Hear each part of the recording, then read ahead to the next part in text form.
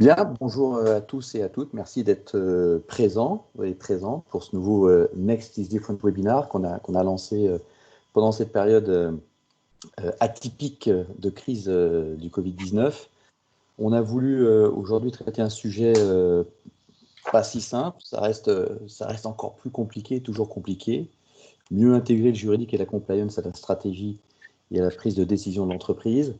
On a aujourd'hui l'immense plaisir et honneur d'accueillir Dominique Clément, qui est Executive Vice President Ethics and Social Responsibility Officer chez Ipsen.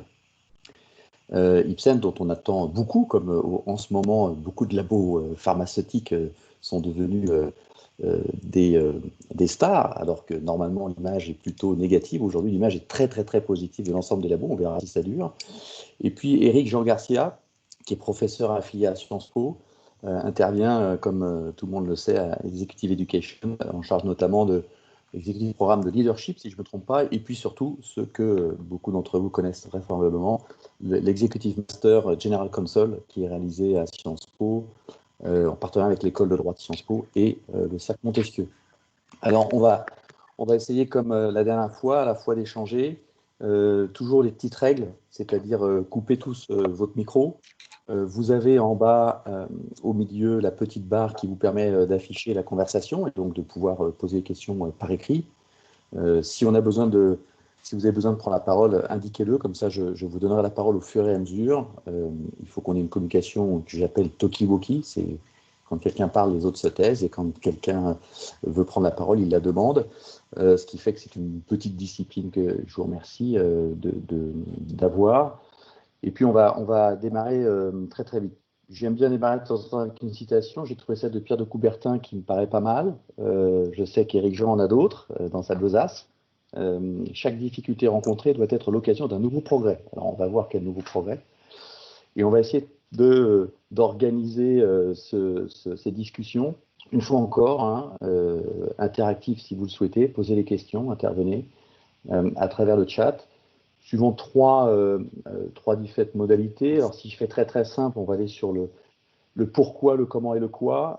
Si je donne un petit peu plus de corps, on va regarder dans le pourquoi, est-ce qu'on a une nouvelle vision, un nouveau leadership, une nouvelle raison d'être, et pour l'entreprise et pour les fonctions juridiques, compliance et affiliées. Sur le comment, est-ce qu'il y a des nouvelles façons de prendre des décisions, des nouveaux filtres de prise de décision, des nouveaux comportements, compétences qu'il faut adopter? Ça, c'est le deuxième point. Et puis le troisième point qu'on regardera, c'est le quoi. Et donc, c'est plutôt qu'est-ce que nous devons faire, qu'est-ce que nous devons peut-être arrêter de faire, et surtout qu'est-ce que nous pouvons faire différemment dans un contexte où on va voir les coûts et les marges vont être très, très, très réduites, ce qui peut avoir des difficultés quand on veut essayer d'implémenter une nouvelle façon de travailler ou de nouvelles façons d'interagir. Alors, sur l'évolution, ce qui était un petit peu dans nos réflexions avec Dominique et Éric Jean, on a vu sur ces 10 dernières années le juridique, puis l'éthique, puis la compliance, puis la data privacy, puis le CSR, toutes ces fonctions qui sont essentielles à l'entreprise aujourd'hui, qui paraissaient peut-être moins essentielles il y a 10 ans, il y a 15 ans, il y a 30 ans, en fonction des différents sujets. Aujourd'hui, c'est peut-être les nouveaux filtres de la prise de décision, c'est peut-être les nouveaux filtres du leadership. On va essayer de le regarder.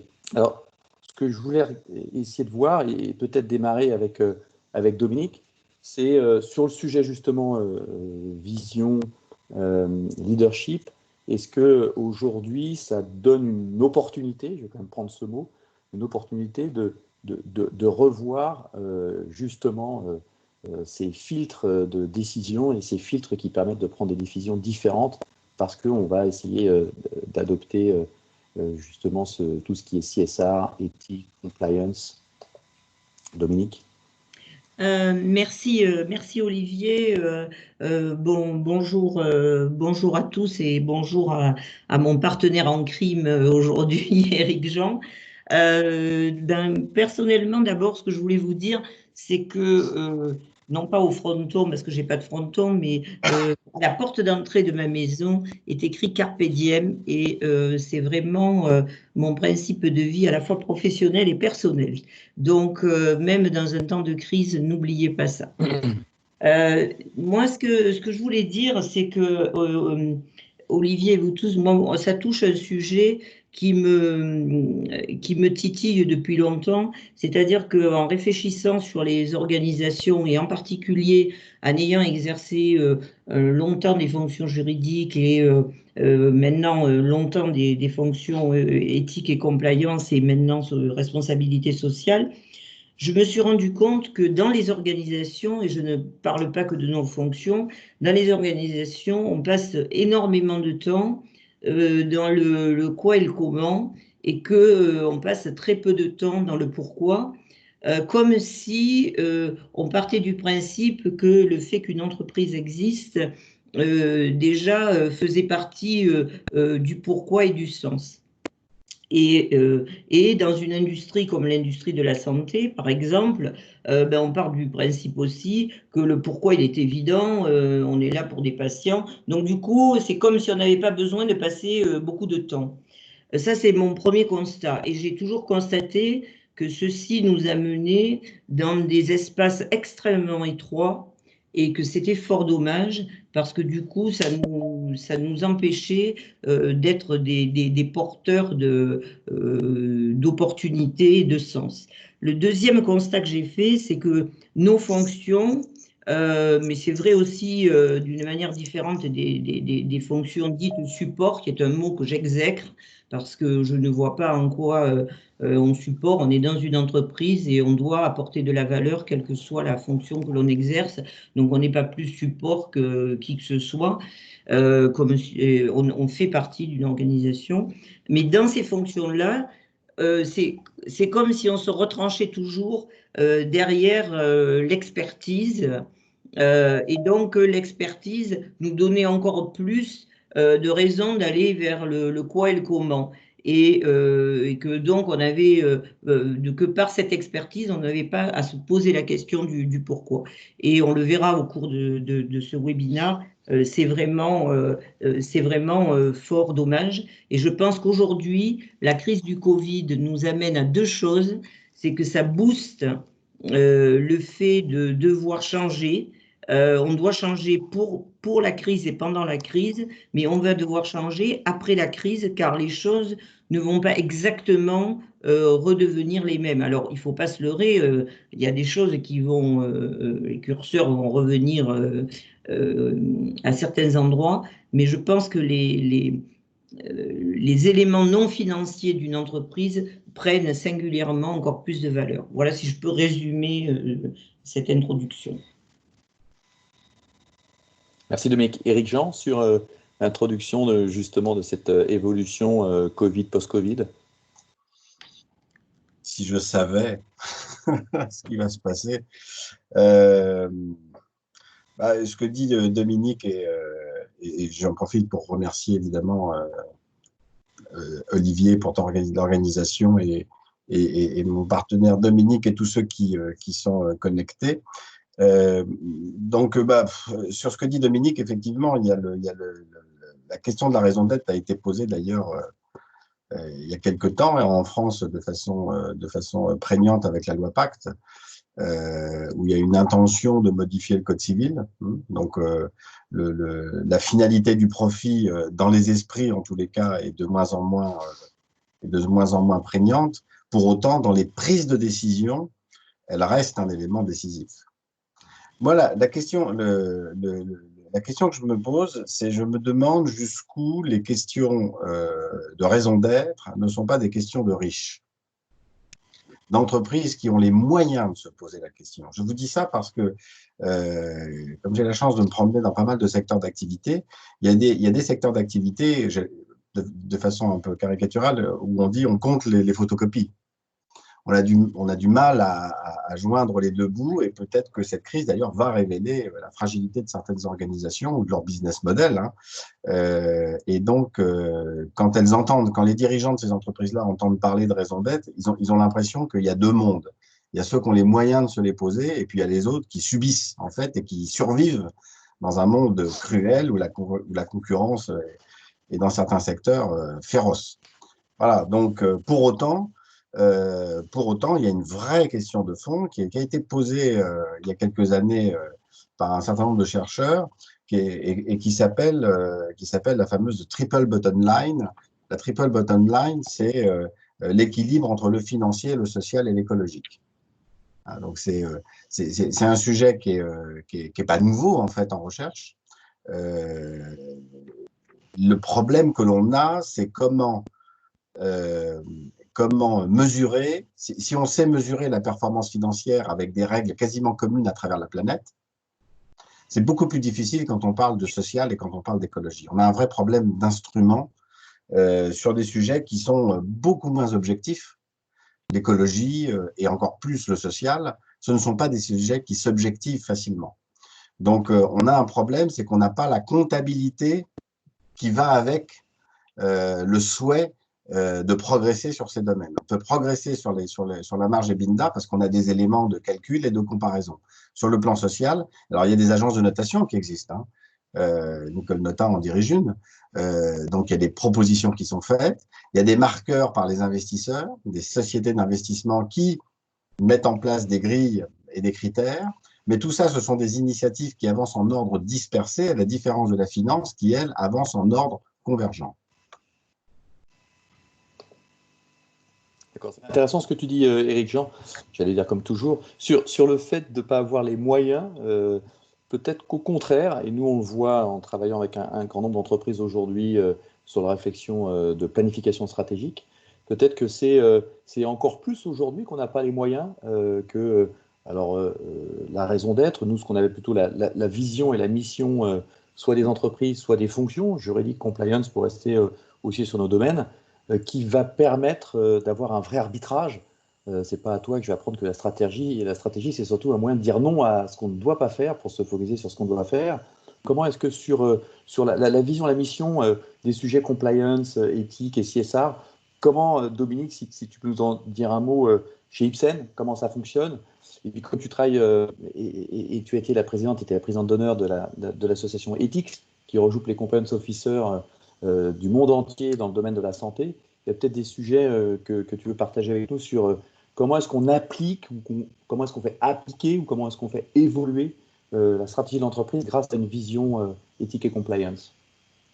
Alors, tout d'abord, je pense que on a quand même quelques données sur l'impact de ces valeurs non financières de ces éléments non financiers sur les performances d'entreprise, en particulier dans le domaine de l'éthique. On commence à voir des études sur ce sujet-là.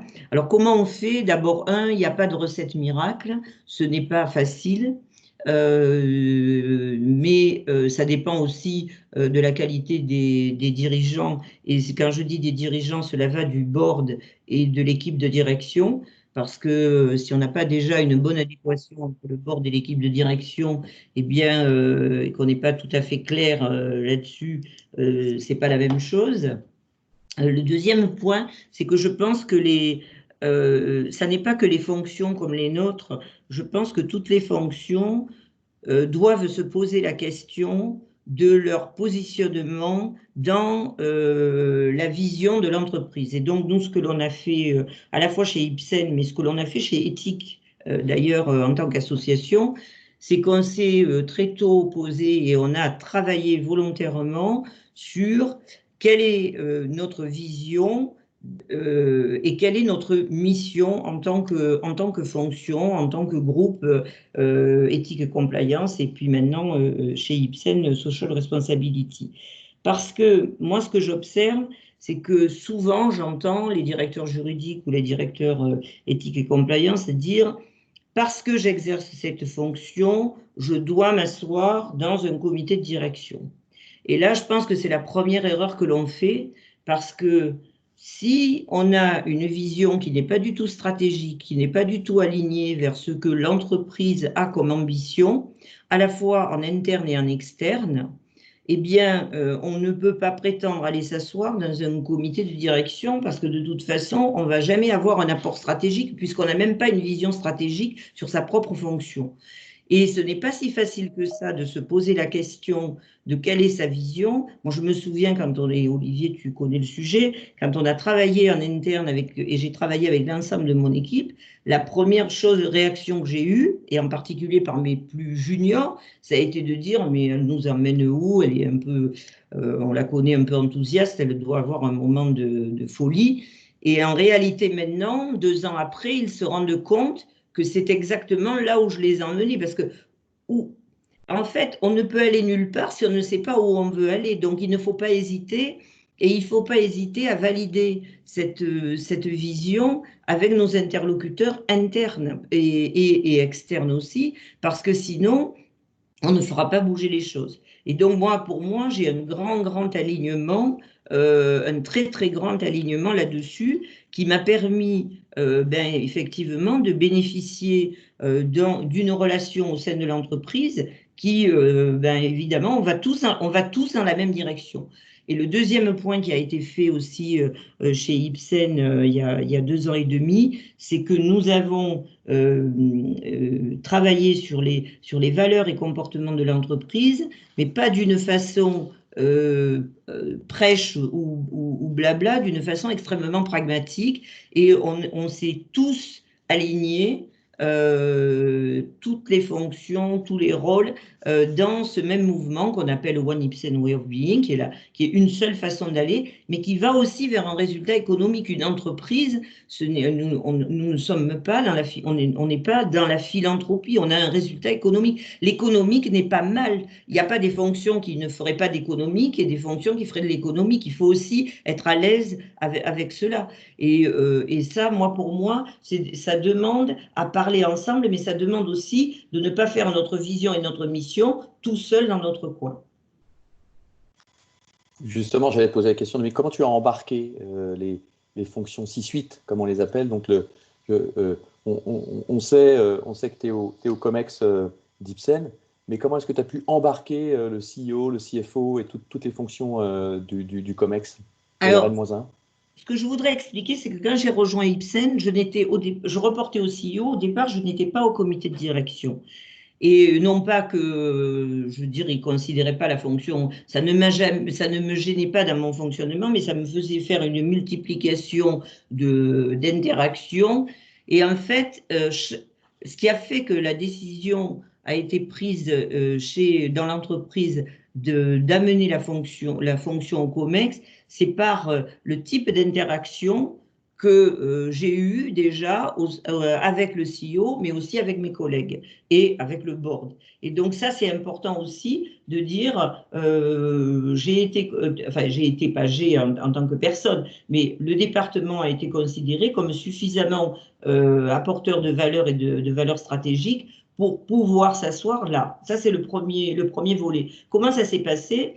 Eh bien, d'abord, ça s'est passé où on a travaillé avec l'ensemble de mon équipe. Et quand je dis l'ensemble de mon équipe, c'est tous les niveaux. Parce que si on n'embarque pas les plus juniors, on va avoir une espèce de groupe de leaders de la fonction et les autres. Et donc, du coup, ce n'est pas la fonction qui va être embarquée, où on a construit ce que nous, dans notre connaissance de l'entreprise, on pensait devait être notre vision et notre mission. Et ensuite, eh bien, on a pris ceci, on est allé le partager avec d'autres de façon à recueillir leur avis, leurs suggestions, et à finir par ajuster que ça soit bon pour tout le monde. Le deuxième point, c'est que chaque année, quand les objectifs sont fixés, les objectifs du groupe sont fixés au sein du COMEX, avec une coordination, c'est-à-dire qu'on est d'accord sur la direction que l'on prend et on est d'accord sur la contribution de chacun à cette direction. Et on a des opportunités d'en parler, de même qu'au milieu de l'année et à la fin de l'année, quand on fait l'évaluation de nos résultats, on a aussi des modes de coordination là-dessus. Et ça, c'est très important de partir sur la même direction. Ça ne veut pas dire qu'on est d'accord sur tout le temps, mais ça veut dire qu'une fois qu'on a pris une direction, on contribue ensemble. Merci. Éric Jean, sur embarquer avoir la confiance du COMEX et du CODIR? Comment est-ce que tu vois ces choses on n'apporte pas forcément ces sujets facilement. Alors, si le leader les porte en lui ou en elle, ça peut aider. Comment est-ce qu'on arrive à influencer et à avoir la confiance justement de ces COMEX et de ces CODIR?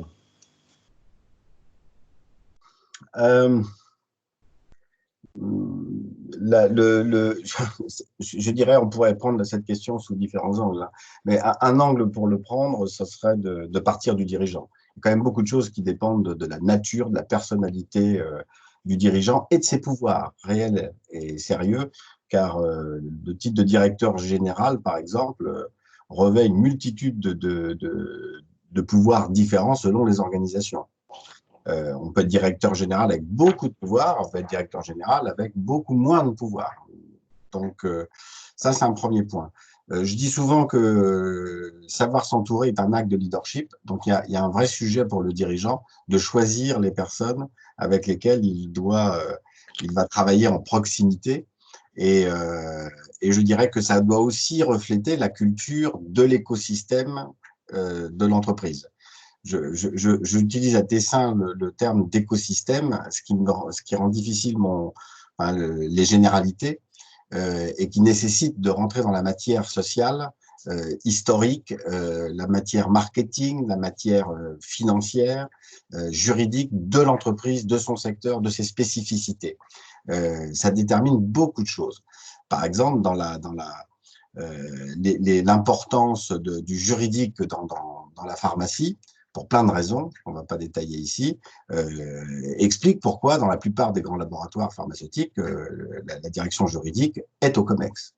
Dans certains secteurs d'activité, il y a d'autres fonctions qui sont plus stratégiques, hein, pour des raisons différentes.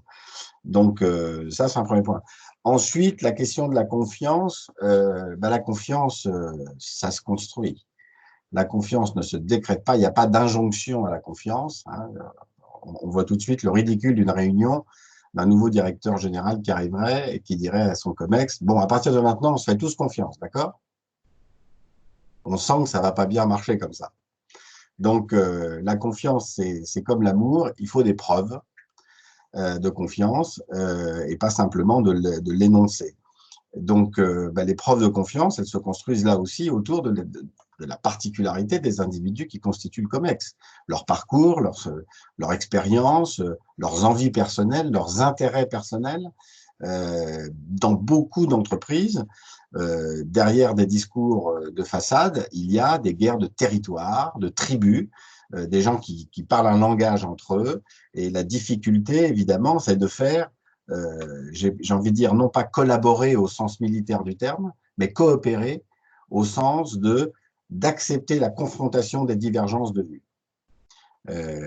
Il y a dans cette notion de coopération dans les équipes de direction l'idée selon laquelle la confrontation des divergences de vues est de nature à créer, entre guillemets, des conflits, mais des conflits positifs, si je puis dire.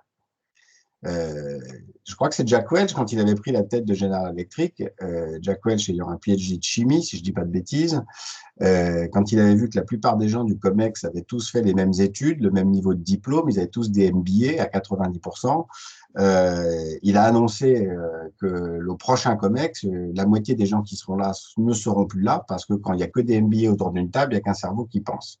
Alors c'est un peu excessif, c'est un peu brutal comme démarche, mais l'idée qu'il faut qu'autour de la table, il y ait une confrontation d'idées est, à mon avis, essentielle. Elle doit être encouragée et ça fait partie du casting des individus qui entourent le dirigeant. Un dernier point sur ce que évoquait Dominique, il y a un besoin parmi les membres du COMEX d'accepter qu'ils aient quelque chose à dire, hein, qu'ils n'arrivent pas simplement avec leur mallette d'experts. Si on retient l'idée que l'expert, c'est quelqu'un qui en sait de plus en plus sur moins en moins de choses, on voit tout de suite que ça ne va pas être très utile pour parler de stratégie. Donc là, les fonctions doivent s'emparer, si ce n'est j'allais dire, d'une connaissance large de la stratégie, elles peuvent avancer avec l'étendard des valeurs. Parce que cette notion de valeur a un effet de regroupement autour d'un projet d'entreprise qui est de nature à fédérer. Et qui dit fédérer dit aussi d'écarter ceux qui, à l'évidence, ne partagent pas ces valeurs. Et ce n'est pas grave. On n'est pas tous multiprises, on n'est pas tous faits pour travailler dans tous les types d'environnements d'entreprise. En tous les cas, c'est ce que je pense. Merci Éric Jean. Phrase importante, je vais la répéter. Tu as dit expert de plus en plus sur de moins en moins de choses, ce qui permet pas forcément d'avoir une vision à 360, une vision holistique et exhaustive.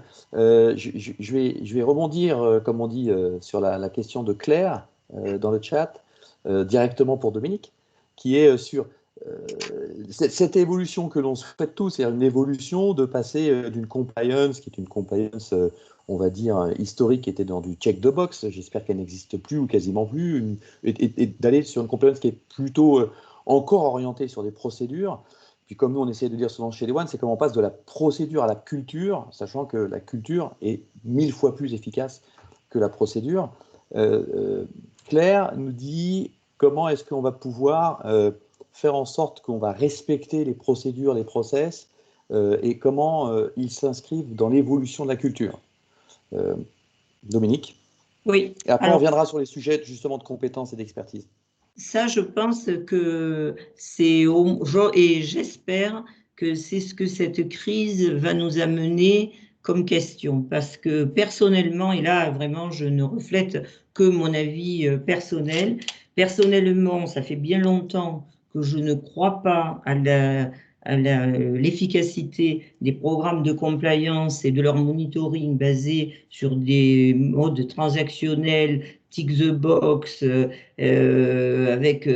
quand j'entends dans des grandes entreprises dire j'ai 800 procédures, moi personnellement je n'ai pas un cerveau qui me permet d'appréhender 800 procédures et malgré mon rôle ça m'ennuierait profondément.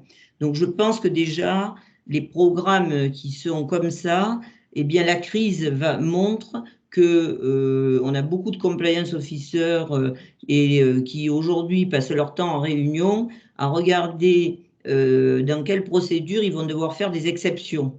Et la gestion de procédures par exception montre l'inefficacité des programmes. Et donc pour moi, il va falloir qu'on retrouve un équilibre bien plus important entre la vie, entre des valeurs. Et donc moi, pour moi, ce qui est très très important, c'est le mode de gouvernance de l'entreprise. En effet, et Éric Jean a tout à fait raison, tous les dirigeants ne sont pas, on a des dirigeants plus ou moins faciles, et dans notre carrière on a tous connu des très faciles et des moins faciles sur ces sujets-là, mais bon, après tout on n'est pas là que pour gérer des situations faciles nous-mêmes, et le sommes nous-mêmes d'ailleurs. Il y a donc les questions de gouvernance, et je pense qu'il est important de bien s'assurer qu'on a en place ce qu'il faut. La notion de prise de décision. Et je pense que, et moi personnellement, je suis en train de travailler à la fois pour l'entreprise et à l'extérieur de l'entreprise dans plusieurs groupes internationaux à comment mettre en place une prise de décision. Et je parle de prise de décision, je ne parle pas de prise de décision éthique seulement, un mode opératoire de prise de décision qui permet effectivement d'embarquer le pourquoi, le quoi et le comment, et surtout le pourquoi, basé sur des valeurs, de façon à se dire que si on est en mode de crise, si on est en mode où les règles sont peu claires, on est dans des zones grises, au moins on aura un certain nombre de principes et un certain nombre de fonctionnements et j'aime bien le mot de coopération versus collaboration, pour embarquer les points de vue différents et se mettre dans les chaussures des autres, hein, parce que de temps en temps, on demande beaucoup à nos collègues de se mettre dans nos chaussures. Si on se met dans les leurs, c'est pas toujours non plus extrêmement facile. Donc pour moi, c'est articuler ça de façon à ce que ça puisse fonctionner au cas où on n'aurait pas de règles, au cas où elles ne seraient pas claires, au cas où on l'a oublié, et que ça ne nous amène pas à prendre des décisions dont une entreprise pourrait avoir à rougir ou pourrait avoir des gros problèmes. Mais si c'est pour dire que je passe mon temps à remplir des papiers et que des papiers, que ça va tout régler, je pense qu'il faut se reposer des questions entre l'équilibre des choses. D'accord, sans prétendre à synthétiser en 3 mots la vision et la pensée de l'anthropologue Lévi-Strauss, la culture, c'est 3 choses. C'est un langage commun, c'est un comportement, ce sont des comportements et ce sont des valeurs. On a parlé des valeurs, des comportements. Le langage, est-ce qu'on arrive aussi à faire en sorte que le langage va évoluer et qu'on arrive à se faire comprendre? On voit souvent que les fonctions expertes ont du mal à se faire comprendre, ou les fonctions business ont du mal à comprendre. Voilà, on n'accuse personne, c'est toujours cette interaction qui a du mal à fonctionner. Comment est-ce que le langage évolue-t-il, et comment les équipes compliance ou les équipes social responsibility arrivent à comprendre et à faire comprendre? On avait regardé, Dominique, ce fameux stakeholder mapping, hein, comment est-ce qu'on prend par intervenant, par partie prenante, leurs objectifs stratégiques, leurs business issues. C'est pas si facile que ça d'avoir un langage commun, qui fait partie de la culture. Comment tu t'y es pris chez Ipsen? Alors, en fait, déjà, ce qu'il faut éviter, c'est que chacun en ait un langage et que chacun ne comprenne que son langage, premièrement. Ou deuxièmement, que des directions comme les nôtres se mettent à faire des messages aux dirigeants qui va dire 2 fois par an, 3 fois par an ou 4 fois par an. By the way, n'oubliez pas, après avoir pratiquement pas dit le contraire, mais envoyé des messages relativement contradictoires. Donc, il faut que le langage soit inscrit dans une action. Et tu parlais du stakeholder mapping, ça c'est extrêmement important. Est-ce que l'on connaît bien nos interlocuteurs? Est-ce que l'on connaît bien les problématiques de l'entreprise et les problématiques terrain de l'entreprise? Je viens de faire un exercice là qui est sur la table aujourd'hui et que je vais avec un des dirigeants business. Et il fallait qu'on traduise en prise de décision quelque chose qui ressemble, allez, on va dire, à des brand plans, si vous voulez, et où on avait identifié qu'il y avait des mauvaises compréhensions potentielles. Et en fait, j'ai pris la plume et j'ai dit, je vais rédiger le document parce que ça va me permettre de tester si j'ai bien compris ce que veut dire mon collègue. Et hier soir, il m'a envoyé un mot et il m'écrivait avec des points d'exclamation, génial. Non pas génial parce que j'avais écrit quelque chose de génial, mais parce que ça voulait dire que la collaboration était à son plein. Et du coup, on le présente à un autre niveau, mais le tout, c'est d'en parler ensemble, c'est le dialogue. Et effectivement, Éric Jean a raison. Il se peut qu'on ne soit pas d'accord, mais à un moment donné, mais au moins si on n'est pas d'accord, on en discute et on va trouver un moyen d'avancer ensemble. Et pour moi, c'est ne pas être dans des silos. Et le partnership, ce mot que j'entends, je vais être un partenaire du business, si on regarde les étymologies grecques, c'est séparé et pas rassemblé. Et donc, c'est dramatique parce que ça veut dire que chacun resterait dans son silo et cherche à avoir, en gros, une relation pas amicale, mais un peu plus sympathique. Mais c'est pas grave à un moment donné d'avoir une relation qui n'est pas conflictuelle, mais qui est différenciée.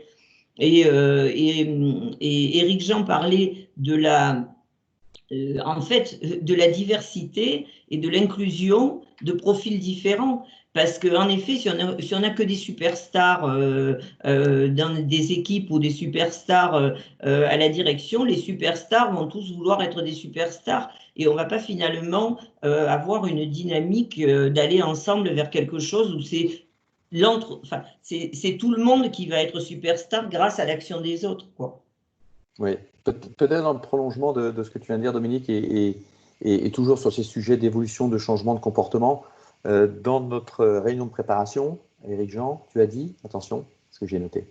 Tu as posé une question qui était assez essentielle, mais du coup, je préfère te la retourner, comme ça, c'est à toi d'y répondre. Est-ce que ce sont les comportements qui font changer les organisations ou les organisations qui font changer les comportements? Comment est-ce que c'est peut-être là aussi une réponse de développer plutôt une culture qui incite à que des procédures qui forcent à? On a besoin des deux. Mais évidemment, le cerveau humain est plus à l'aise de traiter l'un et l'autre différemment et souvent en ignorant l'autre. d'un côté les règles, les procédures. Alors, quand je dis les règles, c'est les règles de fonctionnement, mais ça inclut aussi les salaires, les modes de rémunération variables, très important, les écarts de salaire quand ils sont connus et la façon dont le dirigeant se rémunère. Tout ça, c'est des choses qui sont prises en compte. Donc, d'un côté, la règle, comment on fonctionne, comment on progresse dans l'entreprise, comment sont accordées les promotions, pour quelles raisons on licencie quelqu'un. Tout ça, ça fait partie de la règle. D'un côté, et puis de l'autre, il y a le soft, les comportements, hein, la façon dont on vit, dont on réagit, dont on interagit. Et c'est ces deux choses-là combinées qui créent, entre guillemets, hein, ce qu'on peut appeler la culture, ce qui fait vivre ces gens ensemble, pour de bonnes ou de moins bonnes raisons. La question, donc, pour appréhender ce sujet, quand on veut mettre les deux, c'est-à-dire la règle et les comportements ensemble dans une réflexion, on s'aperçoit que c'est complexe. Et alors, il y a quelque chose de révolutionnaire, c'est quand on dit que la complexité, c'est complexe. Et la tendance est de simplifier la complexité, évidemment, et de séparer et de traiter les sujets les uns par rapport aux autres en perdant de vue la vue d'ensemble. Voilà le sujet, et c'est un sujet qui concerne les équipes dirigeantes, de se préoccuper de la cohérence entre la règle, d'une part, et puis les comportements, et je dirais au milieu de tout ça, les paroles, hein, l'écart l'écart ou non qu'il y a entre les paroles et les actes. Donc, voilà, je n'ai pas une solution. Je dis, ça demande un travail, parfois même d'être accompagné pour travailler justement les cohérences et les incohérences. Les incohérences entre les règles et les comportements sont source de stress, de tension, de repli sur soi, de recréation des frontières de silos. Elles ont des effets extrêmement négatifs. Donc, voilà, mais c'est un sujet sur lequel il faut avancer au scalpel. Peut-être aussi mettre en avant et reconnaître tous les biais cognitifs que l'on a et qui nous font prendre des décisions. Peut-être aussi reconnaître qu'on va toujours et encore plus vite, que la vitesse devient même un facteur différenciant sur les marchés. Peut-être reconnaître aussi que notre cerveau, comme dit Daniel Kahneman, c'est système 1 et système 2, celui qui va réagir extrêmement vite et celui qui va devoir réfléchir et poser un petit peu. Peut-être qu'appliquer une règle, c'est très très simple.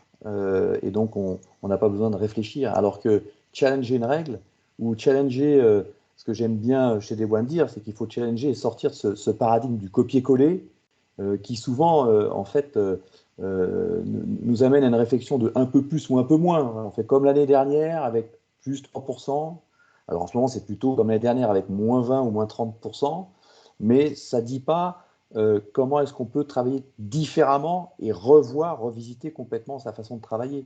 Dominique, tu as une phrase qui est très très juste et qui est très très dure, mais qui est très très juste, qui rejoint ce que vient de dire Jean sur la rémunération, c'est on veut des gens stratégiques, mais on les rémunère sur la tactique. Ce paradigme qui nous a beaucoup aidé d'ailleurs, hein, de copier-coller, il est aujourd'hui vraiment à la limite dans ce monde incertain. Je ne vais pas reprendre l'acronyme VUCA, mais c'est vraiment compliqué de vouloir dire juste fait comme l'année dernière avec plus 3%, ou en ce moment on entend plus, comme je l'ai dit, avec moins 30 ou moins 40% compte tenu de la crise. C'est pas revisiter, se reposer la question, et on ne va pas reparler du pourquoi, mais ce n'est pas revisiter et challenger ce que l'on peut faire pour voir si on peut le faire différemment, voire arrêter totalement de le faire pour faire autre chose. Comment tu vis ça dans les décisions, puisque tu es en train de mettre en place un modèle de prise de décision? Comment est-ce que tu intègres justement toutes ces réflexions, ces comportements, ces reconnaissances, ces rémunérations au sein du groupe? La rémunération, dans la rémunération sont intégrés, alors soit la rémunération, je dirais annuelle, soit la rémunération qui peut être à plus long terme, de performance à plus long terme, sont intégrés des éléments de comportement. Hein, c'est-à-dire que ce que l'on appelle par exemple le One Ipsen Way of Being, hein, qui intègre des éléments d'éthique et de compliance, etc., tous ces éléments sont intégrés comme un des facteurs d'évaluation, c'est-à-dire que le collaborateur n'est pas seulement évalué sur sa performance, je dirais, financière, économique, sa contribution technique, mais est évalué sur son comportement, ce qui est beaucoup plus avec des exemples concrets et des exemples de mode de coopération. Et sur la rémunération à plus long terme, un certain nombre de collaborateurs, il y a des éléments de responsabilité, de contribution à la responsabilité sociale de l'entreprise également. Et c'est posé comme des conditions d'éligibilité de la rémunération. C'est-à-dire, je prends un exemple, quelqu'un qui pourrait avoir performé à plus de 20%, etc., si la façon dont ça a été fait, la personne ne démontre pas des comportements vertueux ou entraîne son équipe, et je ne parle même pas du problème qui va aller devant la justice ou des choses comme ça, je dis on est même avant ça, ou qui n'a pas une valeur d'exemple, eh bien cela va avoir un impact sur la façon d'évaluer. Et c'est quelque chose qui est partagé, qui a été énormément travaillé avec la direction des ressources humaines et la direction en général, parce que on se rend compte qu'après, c'est la question du langage. Parce que là, on donne un double langage. Si on dit « Ah ben oui, mais ça sera mieux la prochaine fois, vous vous comporterez mieux » et on passe sur le sujet en ne regardant que l'aspect purement financier ou économique, eh bien, il ne faut pas s'étonner après que si je travaille sur ce sur quoi je suis jugé, hein, et ce serait quand même un comble qu'il n'y ait que les fonctions légales ou les fonctions éthique et compliance qui seraient ceux qui seraient jugés sur ces aspects-là, alors qu'on est censé apporter et drainer ça dans l'entreprise. Mais moi, là où j'ai vu une différence aussi, c'est quand j'ai fait la vision et la mission de mon département. Au début, c'est vrai que ça paraissait, pour certaines dans mon département, un peu utopique. Et je pense qu'il y a eu très très peu de réunions de notre équipe par lesquelles on n'a pas commencé par se rappeler cette ambition et par se rappeler ça, et que parfois, quand quelqu'un était face à une difficulté, on rappelait, mais n'oublie, ou se laisser aller à être dans un quotidien, je dirais, très tactique, on rappelait aussi, n'oublions pas notre ambition. Parce que c'est bien d'avoir des papiers dans lesquels on a fait la vision, la mission, mais si on ne se le rappelle pas, et c'est pareil au niveau du comité de direction, très souvent, on se rappelle vision de l'entreprise comme un driver, quoi, parce que sinon, ce sont des mots. Et alors là, c'est là qu'on ne devient pas crédible si les mots ne représentent plus rien. Alors, c'est pas toujours facile, c'est pas tous les jours fait idéal, hein, voilà, mais si on ne se bat pas pour, ben, on n'y arrive pas. Et c'est là qu'il faut que la vision soit extrêmement vraie, parce que si c'est quelque chose qui est écrit partout, par tout le monde, et qu'on a copié celle du voisin, ben, ça va pas, et que ça corresponde quand même un peu au fond, à l'âme de l'entreprise. Il faut travailler avec l'ensemble de l'entreprise en cross-fonctionnel. Les fondateurs d'HP, Hewlett-Packard, disaient le marketing est trop important pour être laissé entre les seules mains des marketeurs. Est-ce que ces sujets-là, justement, l'éthique et la compliance, est trop important pour être laissé entre les seules mains des professionnels de l'éthique et de la compliance? Alors, il y a Stéphane Stéphane, comme d'habitude, nous invite à aller encore plus loin, qui nous dit si on pousse et qu'on fait en sorte qu'on arrive à faire porter ces valeurs dans la culture, donc dans les langages, les comportements et les valeurs, est-ce que demain on aura besoin de compliance officer? Est-ce que c'est pas un new way of being s'il est totalement comportemental? Alors on peut être utopique 30 secondes. Stéphane, merci pour ton intervention et ta question. Est-ce qu'on peut aller jusqu'à ces sujets-là si on intègre vraiment dans les valeurs, dans la culture et dans le comportement? Éric Jean, d'un point de vue d'études sur le leadership, moi j'ai une idée, mais je vais laisser Éric Jean d'abord. Le principe de réalité, c'est que la compliance, enfin, le sens de l'histoire, c'est que la compliance continuera d'être importante et de prendre de l'importance. On est dans une société les sociétés se judiciarisent et des complexités viennent se greffer là-dessus. Je pense à l'extraterritorialité du droit, par exemple.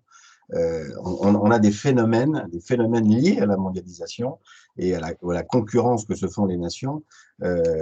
C'est pour ça que par moments, c'est presque schizophrénique, parce que chaque État défend d'une certaine façon son économie, et en même temps, son économie n'a jamais été autant interdépendante. Donc, on est dans une situation, je trouve que l'image du jeu de Mikado illustre assez bien ça. Difficile de toucher quelque chose sans toucher autre chose qu'on n'avait pas voulu toucher. Voilà. Donc, pour autant, je pense que les comportements, quand ils vont dans le sens de la stratégie et de l'éthique, ils agissent comme un lubrifiant social. Ils facilitent les choses. Ils empêchent que ça grippe et ils aident à éviter des problèmes qui finalement ne se présentant pas, on peut penser qu'ils ne se seraient jamais présentés, et il suffit d'aller dans un autre écosystème qui fonctionne différemment pour se rendre compte que l'absence de lubrifiant dans un moteur social, ça gêne beaucoup la mécanique. Dominique, tu voulais ajouter quelque chose? Non, en fait, ce que je veux dire, c'est que, et bon, connaissant bien Stéphane, ça ne m'étonne pas qu'il dise ça. Oui, effectivement, on pourrait se dire qu'à un moment donné, ça sera tellement mis dans l'entreprise que la fonction ne sera peut-être plus la même. Mais ce n'est pas pour tout de suite, parce que je pense qu'il ne faut pas se leurrer, toutes les entreprises ne sont pas au même niveau de maturité. Et Éric Jean parlait de la complexité. Et je pense qu'un des éléments extrêmement importants, c'est, moi j'entends simplifier. Alors ça me fait toujours beaucoup rire, parce que il y a toujours cette idée qu'on va supprimer la complexité. Et pour moi, si on veut être un acteur de facilitation, de simplification, un petit peu, c'est vraiment d'aider justement les organisations à naviguer dans la complexité. Alors quand je vois le monde de la santé, la complexité à la fois en réglementation et en autorégulation, c'est franchement, il faut avoir bac plus 300 et en droit et en compliance, etc. Mais justement, notre rôle, c'est de rendre ces choses-là vraiment fluides, abordables, de façon à ce que ça ne devienne pas comme moi je sais, vous ne savez pas, donc j'ai un avantage sur vous parce que je sais que vous ne savez pas, donc vous avez besoin de moi.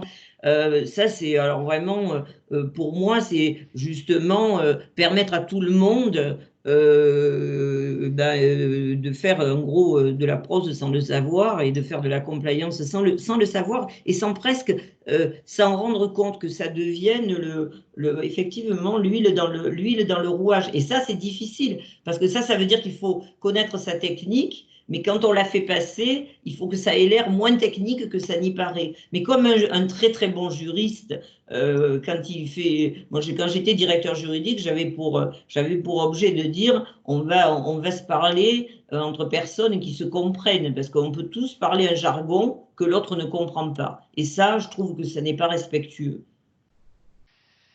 On a une question d'Amine dans le chat qui veut pousser un peu le challenge sur la procédure versus sculpture et qui demande directement, Dominique, j'aimerais avoir votre avis s'il vous plaît sur le fait que si nous n'avons pas de policier interne, comment peut-on s'assurer que les actions et interactions opérationnelles faites par le business soient compliant?